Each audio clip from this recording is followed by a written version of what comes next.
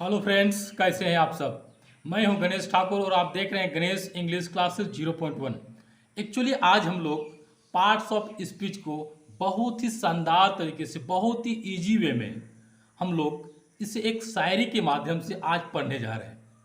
आपने parts of speech का बहुत सारे एग्जाम्पल्स, डिफिनेशंस पढ़े होंगे, बट आज आपको ये सबसे अलग और सबसे हटके मिलेगा।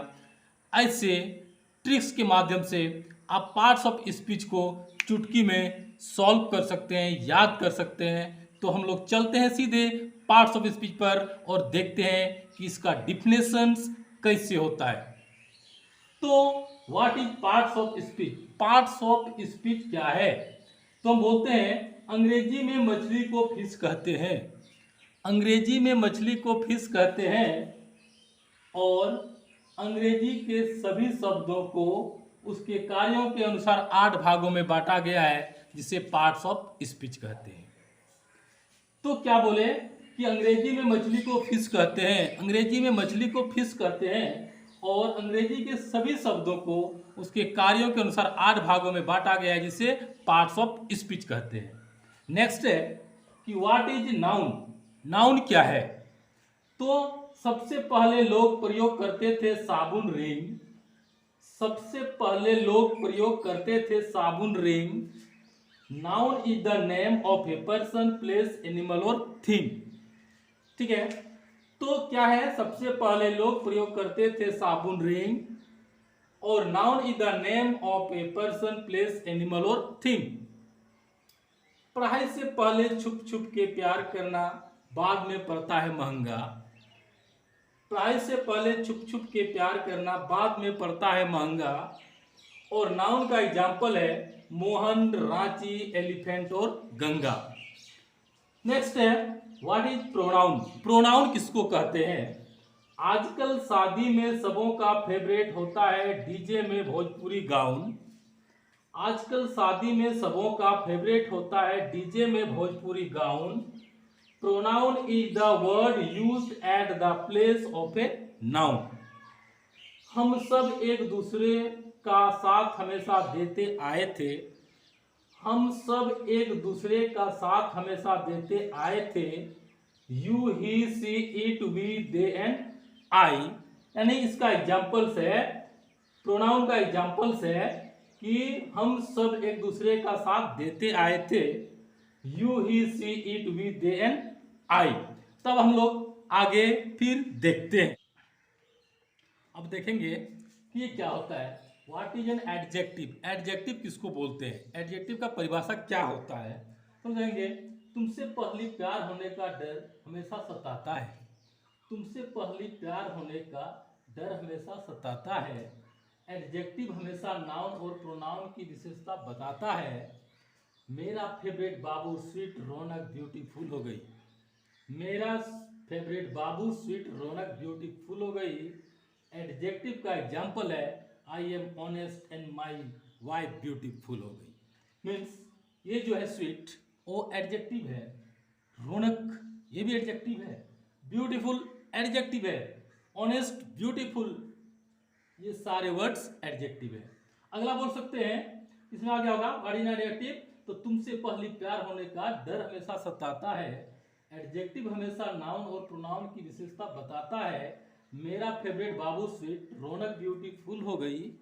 एडजेक्टिव का एग्जाम्पल है I am honest and my wife beautiful हो गई। What is a verb? Verb क्या होता है?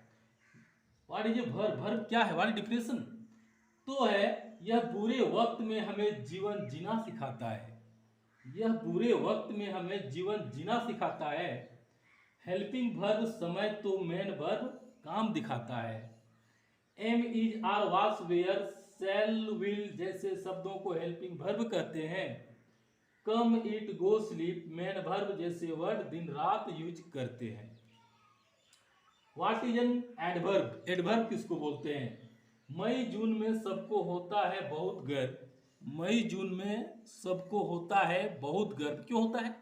इसलिए होता है कि हम लोग का जो देश है ये कृषि प्रधान देश है। यहाँ के लोग 70% लोग खेतों में काम करते हैं और ये जो समय है मई जून का जो समय होता है उस समय लोग, अभी तो जानते हैं लॉकडाउन है, लॉकडाउन में किसी को कोई काम नहीं मिलता।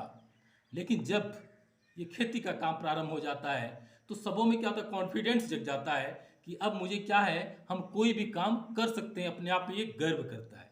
ठीक है, तो ये क्या बोले हैं, मई जून में सबको होता है बहुत गर्व, an adjective qualify verb adjective and another adverb। तो क्या बोले, मई जून में सबको होता है बहुत गर्व, an adverb qualify verb adjective and another adverb।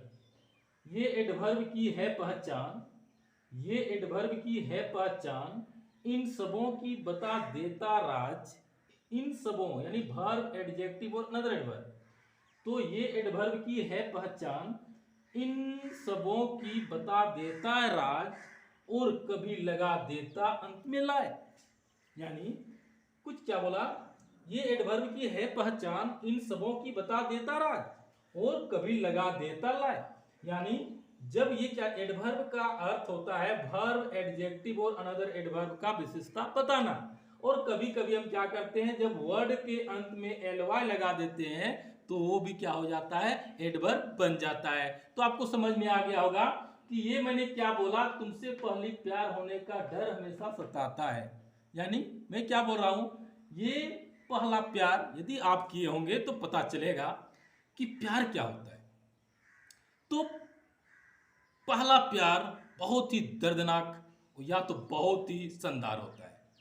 तो इसमें मैं बता रहा हूं कि तुमसे पहली प्यार होने का डर हमेशा सताता है, एडजेक्टिव हमेशा नाउन और प्रोनाउन की विशेषता बताता है, मेरा फेवरेट बाबू, मेरा फेवरेट बाबू, स्वीट रौनक ब्यूटीफुल हो गई। यानी मेरा जो है ये बाबू, स्वीटी नाम की एक लड़की है, रौनक नाम का बाबू है, और ब्यूटी नाम की लड़की है, यानी ये मेरा बाबू का नाम है।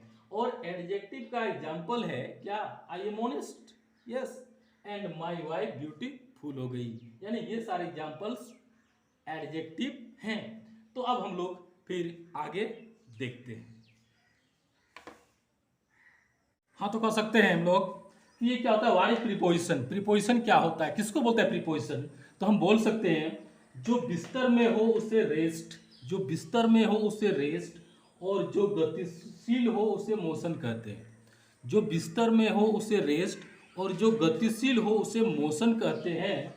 नाउन प्रोनाउन के पहले आकर ऑब्जेक्ट की स्थिति का संबंध बताने वाला को प्रीपोजिशन कहते हैं।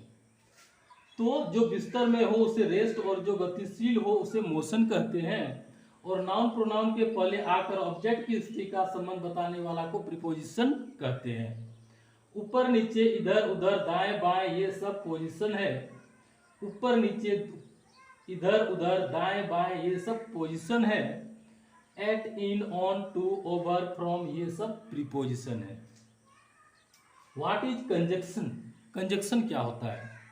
तो हम बोल सकते हैं अधूरी प्यार मोहब्बत की बातें दिल तोड़ जाते हैं, अधूरी प्यार मोहब्बत की बातें दिल तोड़ जाते हैं, अधूरी अधूरी प्यार मोहब्बत की बातें दिल तोड़ जाते हैं।